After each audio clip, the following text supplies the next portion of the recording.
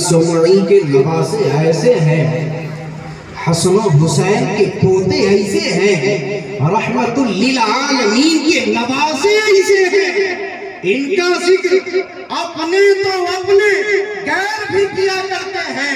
آپ نے اشرف علی تھانوی کا نام سنا ہوگا، جو واقعہ بیان کیا جاتا ہے غوث اعظم کا ایک جو بھی تھا، جب انتقال کیا ہے، قبر میں گیا ہے، منکر نکیر نے پوچھا ہے بتا من ربوں کا، کہتا ہے مجھے کچھ معلوم نہیں، میں غوث اعظم کا دھوبی ہوں۔ کہا ہے مدینوں کا، مجھے کچھ معلوم نہیں، غوث اعظم کا دھوبی ہوں۔ بتا اس نوجوان کے بارے میں کہتا کیا ہے؟ کہتا ہے میں غوث اعظم کا دھوبی ہوں۔ میرے دوستو، یہ جو واقعہ آپ نے علماء سے سنا ہے، لوگ صحیح بتاتے ہیں، لیکن یہ کسی سنی کا واقعہ نہیں، بلکہ اشرف علی تھانوی دیوبندی کا لکھا ہوا واقعہ۔ یہ غوث اعظم کا ذکر ایسا ہے، یہ عبد القادر کا ذکر ایسا ہے کہ اپنے تو اپنے غیر بھی کیا کرتے ہیں، چاہے وہ بدنام کرنے کی نیت سے کرے، چاہے عشق کرنے کی نیت سے کرے، چاہے مجبور ہو کر کے کرے، چاہے مجبور ہو کر کے کرے، لیکن کر تو رہا ہے نا، کر تو رہا ہے۔ جب میرے عالم ہے نا، اور دیکھیے انسان جلتا اسی سے ہے۔ اگر کوئی آپ سے جل رہا ہے تو سمجھ جائیے کہ آپ کے مرتبے بلند ہو رہے ہیں، ہے نا، آپ کے مرتبے بلند ہو رہے ہیں، آپ سے لوگ جل رہے ہیں، سمجھیے آپ کے حلال کمائی کی برکت ہے کہ لوگ جل رہے ہیں۔ لوگ جل رہے ہیں کیونکہ آپ کے اندر رسول پاک کی صفت ہے۔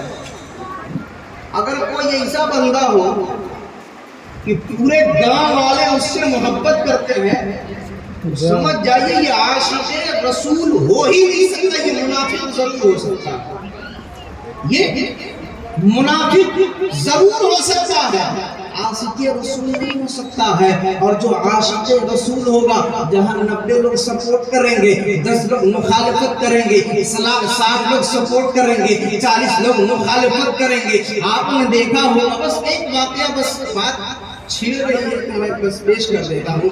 غوث اعظم کے بھی مرتبے ایسے تھے، جب غوث اعظم رضی اللہ تعالیٰ عنہ کے مرتبے بلند ہونے لگے، چرچے حاصل ہونے لگے ہر عالم میں، عبد القادر جیلانی، محی الدین کے چرچے ہونے لگے۔ جب حاسدین نے دیکھا ہے آخری عبداللہ سمعی کا نواسا، عمر کم ہے، چرچے زیادہ ہو رہے ہیں، ابو صالح کا بیٹا، عمر کم ہے، چرچے زیادہ ہو رہے ہیں۔ جب حاسدین نے دیکھا ہے، منافقین نے دیکھا ہے کہ چرچے بلند ہو رہے ہیں، ہماری عمریں زیادہ ہے، دولت زیادہ ہے، علم زیادہ ہے، خاندان زیادہ ہے، لیکن میرے چرچے نہیں ہو رہے ہیں، عبد القادر کے چرچے کیوں ہو رہے ہیں؟ لوگوں نے کیا ہے، یہ واقعی تو سنا ہوگا، لیکن عشق میں اضافے کے لیے واقعہ سنا رہا ہوں کہ لوگوں نے دیکھا ہے عبد القادر کے مرتبے بلند ہوتے جا رہے ہیں۔ لوگوں نے سوچا کیا عبد القادر کے مرتبے کو گھٹایا جائے، غوث اعظم کا مذاق بنایا جائے،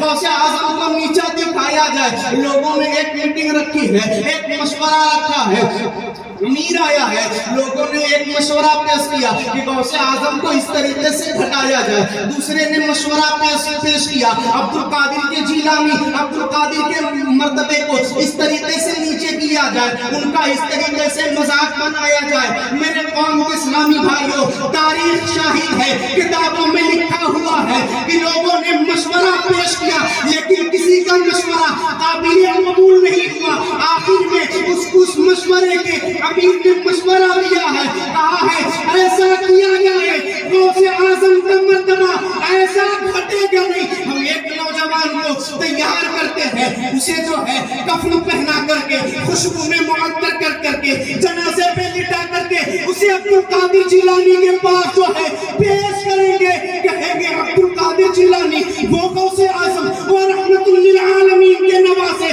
جو ہے نماز جنازہ تو پڑھا دیا جائے، اس کے میت کی جو ہے جنازہ تو پڑھا دی جائے۔ میرے قوم اسلامی بھائیوں، امیر نے مشورہ تو پیش کیا، لیکن لوگوں نے کہا امیر صاحب میں بیٹا نہ دوں گا، میں نواسا نہ دوں گا، میں پوتا نہ دوں گا، میں نہیں لے دوں گا جنازہ بن کر دیکھیے لوگ دیکھیے مشورہ ضرور کر رہے ہیں، لیکن عبد القادر کی ہیبت ایسی ہے مشورے میں بھی لوگ ڈر رہے ہیں۔ امیر نے کہا ہے کہ مشورہ تو میں دے ہی دیا ہوں۔ لوگوں نے مل کر کے کہا امیر صاحب آپ کا ایک لنگڑا بیٹا ہے اسے چلے جائیے۔ لوگوں نے کیا کہا؟ ایک لنگڑا بیٹا ہے جو ایک پیر سے لنگڑا ہے، ایسا کیجیے اسی بیٹے کو کفن پہنائیے، اسی کو خوشبو سے معطر کیجیے اور کھاٹ میں اسی کو لٹائیے اور عبد القادر جیلانی کے پاس جا کے کہیے کہ جنازہ نماز پڑھائے۔ مشورہ طے پایا گیا۔ امیر صاحب پھنس گئے بیچارے۔ امیر صاحب بھی ڈر رہے تھے کہیں کچھ ہو نہ جائے، کہیں کچھ ہو نہ جائے۔ امیر صاحب نے کیا کیا؟ مجبوراً بیٹے کو لٹا دیا کفنا کر کے۔ مشورہ طے پایا گیا کہ جیسے ہی عبد القادر جیلانی پہلی تکبیر کہیں گے اللہ اکبر، ثنا پڑھ لیے، دوسری تکبیر اللہ اکبر، درود ابراہیم پڑھ لیے، جب تیسری تکبیر کہی جائے گی دعائے میت پڑھنے کے لیے تو آپ ایسا کرنا اٹھ کے بیٹھ جانا یا کھڑے ہو جانا۔ ہم لوگ ہنسنے لگیں گے، عبد القادر جیلانی کا مذاق اڑائیں گے اور پورے بر صغیر میں اعلان کر دیں گے کہ عبد القادر جیلانی اللہ کا ولی نہیں ہے، تو فالتو میں لوگوں کو بیوقوف بناتے ہیں۔ لوگوں نے مشورہ کیا، لوگوں نے لٹا کر اس نوجوان کو، امیر کے بیٹے کو کھاٹ میں لے کر کے گیا عبد القادر جیلانی کے پاس۔ امیر صاحب روتے روتے گئے، کہا حضور میرا بیٹا انتقال کر گیا ہے، نماز جنازہ پڑھا دیجیے، نماز جنازہ پڑھا دیجیے۔ حضور غوث اعظم رضی اللہ تعالیٰ عنہ باہر تشریف لاتے ہیں، صف لگ گئے، غوث اعظم امامت کے لیے کھڑے ہو گئے۔ امیر کہتا ہے حضور پڑھائیے نا۔ غوث اعظم کہتے ہیں پڑھا دو۔ کیا فرماتے ہیں؟ پڑھا دو۔ امیر نے، لوگوں نے کہا کہ حضور پڑھانے کے لیے تو لے کر کے آئے ہیں، ہم یہاں مجرا کرنے یا کچھ کرنے کے لیے تھوڑے نہ آئے ہیں، ہم تو پڑھانے کے لیے ہی آئے ہیں۔ غوث اعظم نے پھر پوچھا ہے اٹھ کر کے پڑھا دو۔ پہلی بار کہا پڑھا دو، لوگوں نے کہا حضور پڑھا دیجیے۔ دوسری بار کہا پڑھا دو، لوگوں نے کہا پڑھا دیجیے۔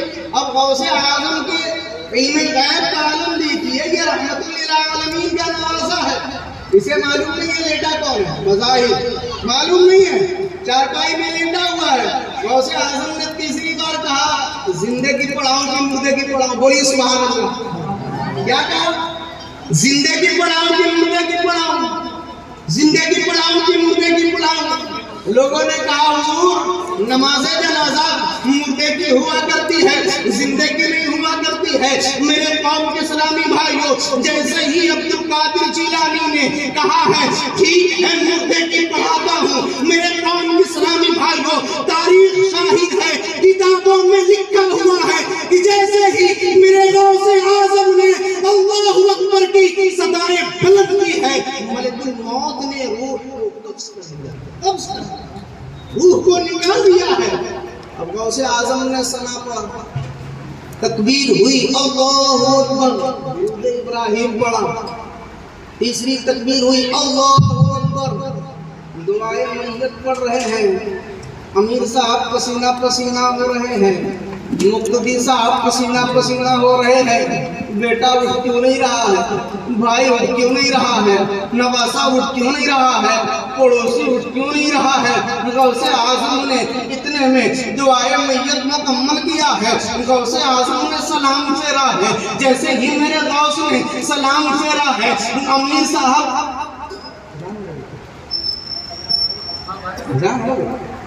خطا ہو گئی ہے، معاف کیا جائے۔ میرے غوث نے ارشاد فرمایا ہے وہ فلاں تو معافی مانگتا کیوں ہے؟ نہ تو نے گستاخی کی ہے، نہ تو نے بے ادبی کی ہے، نہ تو نے مجھے تکلیف پہنچائی ہے، معافی کس بات کی ہے؟ وہ امیر صاحب کہہ رہے ہیں حضور مجھے معلوم ہی نہیں تھا کہ آپ اتنے پاور والے ہیں، آپ اللہ اکبر کہیں گے تو زندہ مردہ ہو جائے گا۔ غوث اعظم تو جان ہی رہے تھے یہ گڑگڑا کیوں رہا ہے، یہ رو کیوں رہا ہے؟ میرے قوم کے اسلامی بھائیوں، لوگوں نے رو کر کے گڑگڑا کر کے غوث اعظم سے کہا ہے حضور معاف کیجئے، حضور معاف کیجئے، कीजिए, हुजूर माफ कीजिए। गौसे आजम के अब इल्म गैब का आलम देखिए। गौसे आजम कह रहे हैं मैंने माफ किया, मैंने तेरी खता को माफ किया, मैंने तेरी बेअदबी को माफ किया।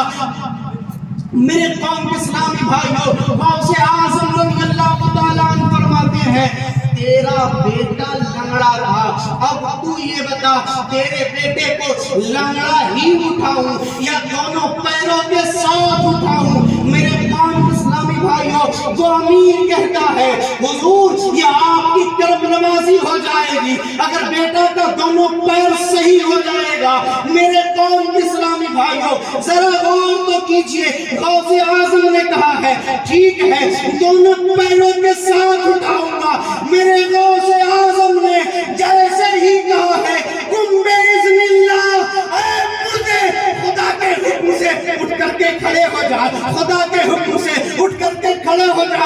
जैसे ही गौसे आजम ने ये हुक्म दिया है, ये आवाज बुलंद की है, वो मुर्दा उठ करके खड़ा हो गया।